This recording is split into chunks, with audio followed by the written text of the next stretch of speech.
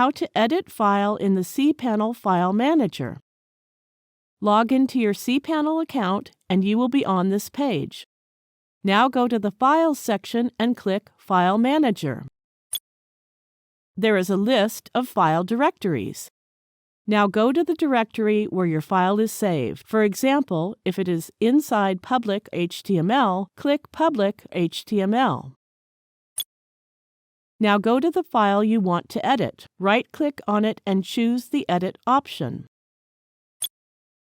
It is an HTML file, therefore click Edit HTML. Here you can change the character encoding as per your language requirement and then click Edit. The HTML file is open now. Make the changes you want and click the Save button.